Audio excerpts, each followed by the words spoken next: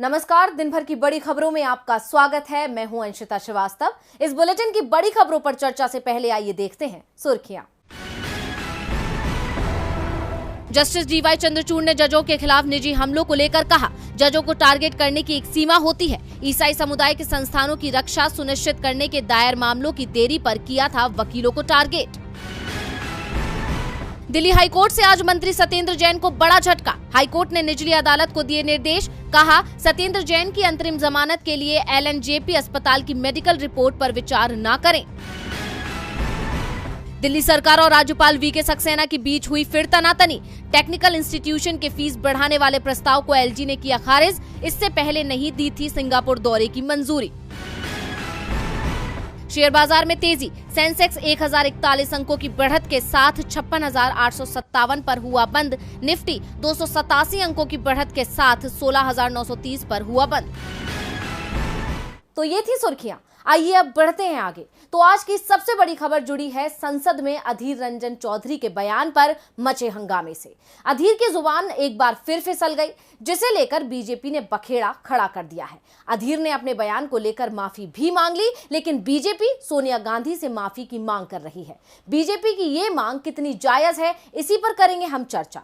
साथ ही अधीर पर संसद में मचे हंगामे को लेकर भी हम करेंगे बात। इसके अलावा बात करेंगे संसद में विरोध करने पर सांसदों के निलंबन की बढ़ती संख्या पर विपक्ष के फूटे गुस्से की। साथ ही जानेंगे कि पार्थ चटर्जी को लेकर ममता बनर्जी के फैसले को। वहीं ये भी जानेंगे कि कैसे राजनीतिक हथियार बन गई है जांच एजेंसियां। इसके अलावा और कई बड़ी खबरों से हम आपको करवाएंगे रूबरू। तो चलिए बढ़ते हैं आगे अपनी आज की सबसे बड़ी खबर की तरफ।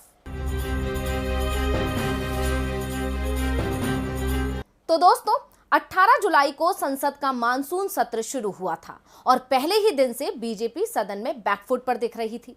विपक्ष सरकार पर हमलावर था और मोदी सरकार पूरी तरह से बचाव में जुटी हुई थी। ऐसे में कांग्रेस सांसद अधीर रंजन चौधरी की राष्ट्रपति द्रौपदी मुर्मू को लेकर एक टिप्पणी को बीजेपी ने लपक लिया है।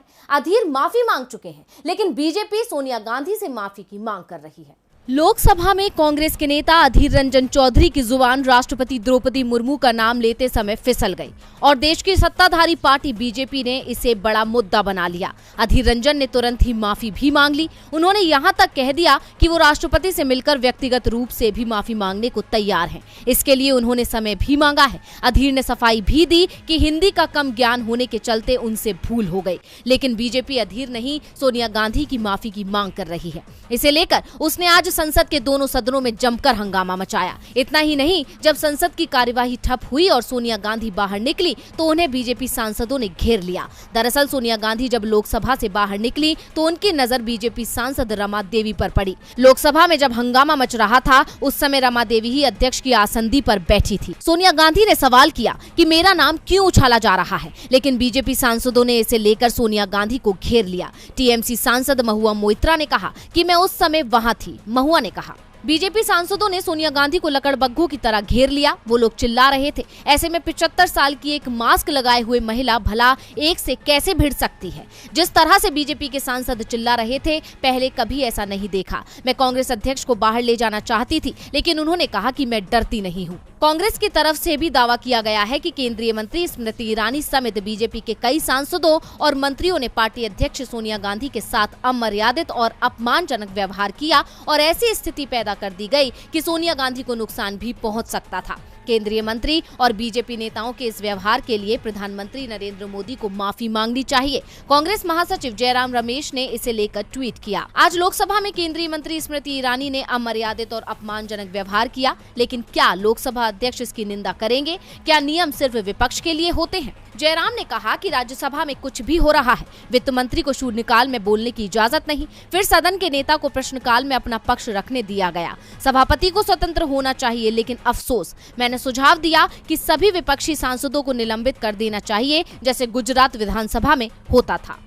अधीर ने माफी मांग ली है, लेकिन बीजेपी को अधीर के सहारे सदन में विपक्ष को घेरने का जैसे मौका मिल गया और सत्ता पक्ष के सदस्यों ने ही आज सदन की कार्यवाही ठप्प कर दी।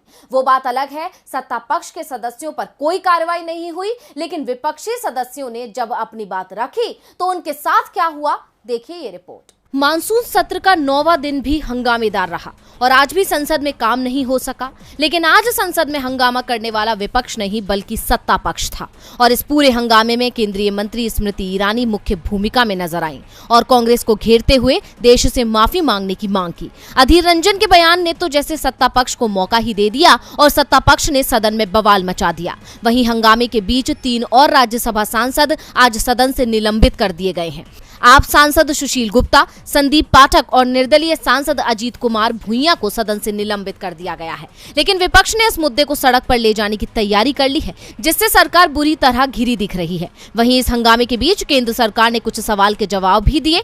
केंद्र सरकार ने संसद में बताया कि पिछले वर्ष 1 जुलाई से इस साल 30 जून तक विमानों में तकनीकी खराबी के कुल 478 मामलों की सूचना मिली है। सौगत राय के प्रश्न के लिखित उत्तर में नागर विमानन मंत्री ज्योतिरादित्य सिंधिया ने कहा कि विमानों के परिचालन के दौरान उनके पुर्जों या उपकरणों में खराबी के कारण तकनीकी कठिनाइयों के अनुभव का सामना करना पड़ा। यानी हर दिन की तरह आज भी संसद में कुछ खास काम नहीं हो सका और बीजेपी ने अधीर के बयान को भुनाकर विपक्ष की आवाज को दबाने की कोशिश की। साथ ही विपक्ष जिन मुद्दों पर चर्चा की मांग कर रहा है उससे भटकाने की कोशिश की। गौरतलब है कि विपक्ष शुरुआत से आम जनता के हितों से जुड़े मुद्दों पर सदन में चर्चा चाहता है, लेकिन सरकार चर्चा से भाग रही है और विपक्ष जब इसका विरोध कर रहा है तो सांसदों को निलंबित कर दिया गया है, जिसको लेकर राज्यसभा में विपक्ष के नेता मल्लिकार्जुन खड़गे ने आज सभापति नायडू से मुलाकात की और पिछले 2 दिनों में किए गए राज्यसभा सांसदों के निलंबन को रद्द करने की मांग की। विपक्ष ने हंगामा किया और विपक्ष के सांसदों को निलंबित कर दिया गया, यानी सजा सिर्फ विपक्ष को ही मिलती है। और अब सांसदों के लगातार हो रहे निलंबन से विपक्षी दलों का गुस्सा फूट पड़ा है और उन्होंने मोदी सरकार की इस मनमानी के खिलाफ एकजुट होकर एक रणनीति बनाई है। और विपक्ष की ये रणनीति 2024 में भी बीजेपी पर भारी पड़ेगी। क्या है रणनीति, देखिए रिपोर्ट। 18 जुलाई को संसद के मानसून सत्र की शुरुआत हुई और सत्र के पहले दिन से ही सरकार के खिलाफ विपक्ष का हल्ला बोल जारी है। विपक्ष लगातार महंगाई, बेरोजगारी, जीएसटी जैसे तमाम मुद्दों पर संसद में चर्चा चाहता है, लेकिन चर्चा नहीं हो रही है। ऐसे में विपक्ष को सरकार के खिलाफ विरोध प्रदर्शन करना पड़ रहा है। लेकिन विपक्ष की आवाज को सुनने के बजाय और उनकी मांग पूरी करने की बजाय विपक्षी सांसदों को निलंबित किया जा रहा है और अब तक दोनों सदनों से 27 सांसद निलंबित किए जा चुके हैं। ऐसे में विपक्ष के निलंबित सांसद अब संसद के बाहर ही 50 घंटे के लिए धरने पर बैठ गए हैं। अब इसी बीच विपक्ष मोदी सरकार के इस रवैये के खिलाफ एकजुट हो गया है और एक प्लान तैयार किया है और इसके लिए तेलंगाना के सीएम और टीआरएस चीफ के चंद्रशेखर राव, डीएमके, आप, जेडीएस और दक्षिण भारत के कांग्रेसी सांसदों से संपर्क कर रहे हैं। टीआरएस सांसद रविचंद्र बड्डीराजू ने बताया कि जिस तरह से मोदी सरकार विपक्ष की आवाज को कुचलकर लोकतंत्र की हत्या कर रही है, उसके विरोध में दक्षिण भारत के ज्यादातर विपक्षी दलों के सांसद स्पीकर और सभापति से ये आग्रह करने का विचार कर रहे हैं कि उन्हें 17वीं लोकसभा तक के लिए ही सस्पेंड कर दिया जाए। बता दें कि राज्यसभा के 23 और लोकसभा के 4 सांसदों को सदन में हंगामे के कारण निलंबित कर दिया गया है। ऐसे में विपक्ष का गुस्सा फूट पड़ा, जिसके बाद विपक्ष ने सरकार के खिलाफ ये रणनीति बनाई है। विपक्ष का कहना है कि सरकार सदन में विपक्ष को कठपुतली की तरह रखना चाहती है। हम ये नहीं होने देंगे। हर सत्र में हमें सस्पेंड किया जाए। इससे बेहतर है कि पूरे सत्र के लिए ही सस्पेंड कर दें या फिर पूरा विपक्ष ही एक साथ 17वीं लोकसभा से इस्तीफा दे दे। और ऐसा करके विपक्ष 2024 चुनाव के लिए मोर्चा तैयार कर रहा है। गौरतलब है कि बीजेपी अब दक्षिण राज्यों में खुद को मजबूत करने में लगी हुई है, लेकिन वहां उसकी स्थिति कमजोर है क्योंकि लोकसभा की कुल 130 सीटों में से बीजेपी के पास मात्र 29 सीटें हैं। लेकिन विपक्ष ऐसा करके बीजेपी को दक्षिण में और ज्यादा कमजोर करना चाहता है। इससे बीजेपी के हाथ से कर्नाटक के जाने की भी उम्मीद ज्यादा बढ़ जाएगी। यानी विपक्ष आज के दांव से 2024 में बीजेपी को पस्त करने की रणनीति बना रहा है। विपक्ष एकजुट होकर स्पीकर से मांग करेगा कि उसे 17वीं लोकसभा के बचे हुए सभी सत्र से निलंबित कर दिया जाए, नहीं तो विपक्षी सदस्य इस्तीफा दे देंगे। अब स्पीकर क्या फैसला लेंगे ये तो समय बताएगा, लेकिन आज ममता बनर्जी ने जरूर बड़ा फैसला ले लिया। शिक्षक भर्ती घोटाले में फंसे पार्थ चटर्जी से ममता बनर्जी पहले ही दूरी बना चुकी थी और अब उन्होंने पार्थ पर बड़ी कार्रवाई की है। तो क्या है ममता का फैसला, देखिए रिपोर्ट। पश्चिम बंगाल की सीएम ममता बनर्जी ने शिक्षक भर्ती घोटाले में फंसे पार्थ चटर्जी से मंत्री पद छीन लिया है। सरकार की ओर से साफ कर दिया है कि पार्थ चटर्जी अब मंत्री नहीं है। उन्हें मंत्रिमंडल से तत्काल प्रभाव से हटा दिया गया है। पार्थ चटर्जी के पास वाणिज्य और उद्यम, सूचना प्रौद्योगिकी, इलेक्ट्रॉनिक्स के साथ संसदीय कार्य मंत्रालय भी था। ये सभी विभाग फिलहाल मुख्यमंत्री ने अपने पास रख लिए हैं। पार्थ पर कार्रवाई करते हुए ममता ने कहा कि हमने उनको हटाया है क्योंकि तृणमूल कांग्रेस एक सख्त पार्टी है, इसको बदला नहीं जा सकता। ये बड़ा गेम है जिसके बारे में अभी ज्यादा बात नहीं कर सकती। ममता ने बड़ी साजिश का संकेत देते हुए कहा कि सारा पैसा एक लड़की के पास से बरामद हुआ है जिसको बार बार दिखाया जा रहा है। सीएम का इशारा अर्पिता मुखर्जी की ओर था, जिनके घर से 50 करोड़ रुपए और 6 किलो सोने की बरामदगी हो चुकी है। ममता ने कहा कि मैं पहले भी कह चुकी हूं कि अगर मेरे लोग दोषी पाए गए तो मैं खुद उन्हें कानून के हवाले करूंगी, चाहे वो एमपी हो या एमएलए, यहाँ तक कि मंत्री ही क्यों ना हो। और आज ममता ने अपने मंत्रिमंडल से पार्थ चटर्जी को हटाकर ये साबित भी कर दिया है। पार्थ के खिलाफ एक्शन को लेकर टीएमसी के अंदर की आवाज उठ रही थी। टीएमसी के प्रदेश महासचिव और प्रवक्ता कुणाल घोष ने साफ कर दिया था कि पार्थ चटर्जी को मंत्रिमंडल और पार्टी के सभी पदों से तत्काल हटाया जाना चाहिए।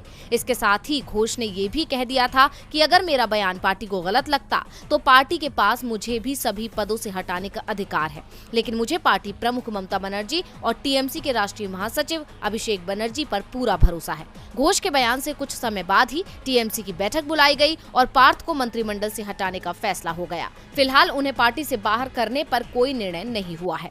पार्थ चटर्जी को आखिरकार मंत्री पद से हाथ धोना ही पड़ा, जिसका कारण बना शिक्षक भर्ती घोटाला। ईडी की जांच में पार्थ चटर्जी की करीबी अर्पिता मुखर्जी के घर से लगभग 50 करोड़ बरामद हुए। हालांकि ये पहला मौका नहीं है जब ईडी ने किसी के यहाँ रेड मारी हो। पिछले कुछ सालों में ईडी की ये छापेमारी आम हो गई है, जिसको लेकर एक रिपोर्ट भी आई है। क्या है रिपोर्ट में, आइए देखते हैं। जब भी सरकार मुश्किल में होती है वो जांच एजेंसियों की मदद लेती है, उनके सहारे विपक्ष को खामोश करने की कोशिश होती है। सरकार मुश्किल से निकलती है तो जांच एजेंसियों की कार्रवाई भी ठंडे बस्ते में चली जाती है। लेकिन मोदी राज में तो जैसे जांच एजेंसियों को खुली छूट मिल गई है, लेकिन सिर्फ विपक्षी नेताओं के खिलाफ। अगर कोई विपक्षी नेता दल बदल कर बीजेपी में आ जाए तो उसके खिलाफ जांच ठंडे बस्ते में भी डाल दी जाती है, जबकि विपक्षी दल के नेताओं पर तो संदेह मात्र पर ही बड़ी कार्रवाई हो जाती है। घंटों तक उनसे पूछताछ चलती है। इसे लेकर अब विपक्षी दलों ने एकजुट होकर सवाल उठाए हैं। कांग्रेस प्रमुख सोनिया गांधी, जम्मू कश्मीर के पूर्व मुख्यमंत्री फारूक अब्दुल्ला और पश्चिम बंगाल की मुख्यमंत्री ममता बनर्जी के भतीजे सांसद अभिषेक बनर्जी पर ईडी की कार्रवाई और टीएमसी नेता पार्थ चटर्जी की गिरफ्तारी जैसे मामलों ने विपक्ष को सवाल खड़े करने का मौका दे दिया है। विपक्षी दलों ने राष्ट्रपति द्रौपदी मुर्मू को मंगलवार को भेजे एक पत्र में आरोप लगाया है कि मोदी सरकार जांच एजेंसियों का लगातार दुरुपयोग कर रही है। असली मुद्दों से जनता का ध्यान भटकाने के लिए सरकार विपक्ष के खिलाफ एजेंसियों का इस्तेमाल कर रही है। विपक्ष ने सवाल किया है कि क्या ये महज संयोग है कि इन एजेंसियों की सबसे ज्यादा सक्रियता उन मामलों में ही देखने को मिल रही है जिसमें गैर बीजेपी दल के नेता या फिर मंत्री शामिल हैं। वहीं हाल के कई मामलों को देखते हुए टीएमसी ने कहा कि इन एजेंसियों को विपक्ष के खिलाफ हथियार बनाने की केंद्र और बीजेपी की मंशा किसी से छिपी नहीं है, लेकिन इस मामले में अदालतें भी कुछ काम नहीं कर सकती, इसलिए अदालत में जाना समय की बर्बादी है। इसका मुकाबला राजनीतिक तौर पर ही किया जा सकता है। बता दें कि केंद्रीय एजेंसियों की रडार पर रहे नेताओं की लंबी फेहरिस्त है। फारूक अब्दुल्ला से मनी लॉन्ड्रिंग मामले में पूछताछ के बाद उनके खिलाफ चार्जशीट दायर की गई है। नेशनल हेराल्ड मामले में सोनिया गांधी और राहुल गांधी से लंबी पूछताछ हो चुकी है। हाल में शिवसेना सांसदों संजय राउत और अनिल परब से भी पूछताछ की गई है और आम आदमी पार्टी के सत्येंद्र जैन मनी लॉन्ड्रिंग के एक मामले में ईडी की हिरासत में है। विपक्ष ने इन्हीं मामलों को लेकर एजेंसियों के साथ केंद्र और भारतीय जनता पार्टी को कटघरे में खड़ा कर दिया है, लेकिन इन सब से लड़ने के लिए अब विपक्ष की क्या होगी रणनीति, ये देखना खास रहेगा। रिपोर्ट के मुताबिक ईडी का इस्तेमाल सत्ता पक्ष अपने फायदे के लिए कर रहा है और ये सब केंद्र के इशारे पर हो रहा है। केंद्र सरकार से सिर्फ विरोधी दल ही परेशान नहीं है, बल्कि सहयोगी दल भी मुश्किल में दिख रहे हैं। महाराष्ट्र में तो एकनाथ शिंदे अपने मंत्रिमंडल का विस्तार तक नहीं कर पा रहे हैं, जिससे सरकार पर संकट दिखाई दे रहा है। महाराष्ट्र में करीब 2 महीने से मचा घमासान थमने का नाम नहीं ले रहा है। हर दिन राजनीति में नए नए ट्विस्ट देखने को मिलते हैं, जिसके बाद कई सवाल खड़े हो जाते हैं। फिलहाल उद्धव ठाकरे की सरकार गिरने के बाद से एक ही सवाल उठ रहा है, आखिर मंत्रिमंडल का विस्तार कब होगा? क्योंकि महाराष्ट्र में नई सरकार के गठन को अब काफी समय बीत चुका है, लेकिन मुख्यमंत्री एकनाथ शिंदे ने अभी तक अपनी कैबिनेट का विस्तार नहीं किया है। बुधवार शाम को मुख्यमंत्री इसे अंतिम रूप देने के लिए दिल्ली जाने वाले थे और आज उनकी मुलाकात मुलाकात बीजेपी के आला कमान से हो सकती थी, लेकिन अंतिम समय में उन्होंने अपना दौरा रद्द कर दिया। हालांकि उन्होंने इसके कारण नहीं बताए हैं, लेकिन दिल्ली दौरा टलने के बाद से कयासों का बाजार गर्म हो गया है। लोग अब शिंदे गुट और बीजेपी के बीच के समीकरण पर भी चर्चा करने लगे हैं। साथ ही इस बात के भी कयास हैं कि कैबिनेट को लेकर शिंदे और बीजेपी के बीच अनबन चल रही है, क्योंकि बीजेपी के कई नेता शिंदे के सीएम बनने से खुश नहीं है। इस कयास के पीछे का कारण शायद ये भी है कि हाल ही में एकनाथ शिंदे ने कहा था कि वो अगले 3 से 4 दिनों में अपनी कैबिनेट का विस्तार कर लेंगे, मगर बीजेपी से मुलाकात न होने के कारण कैबिनेट विस्तार फिर से टल गया। बता दें कि सीएम बनने के बाद एकनाथ शिंदे कई बार दिल्ली का दौरा कर चुके हैं। अधिकांश बैठक के बाद कैबिनेट विस्तार पर अंतिम मोहर की बात कही जा रही है और कहा जाता है कि शिंदे और फडणवीस जल्द ही मंत्रिमंडल का विस्तार करेंगे, लेकिन अभी तक समय नहीं मिला है। तो वहीं विपक्ष ने भी मंत्रिमंडल का विस्तार नहीं करने के लिए राज्य सरकार की आलोचना की है। और बुलेटिन के आखिर में बात चुनाव आयोग की घोषणा की।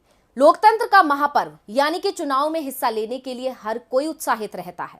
खासकर देश के युवाओं का इस उत्सव में हिस्सा लेने का जोश देखते ही बनता है।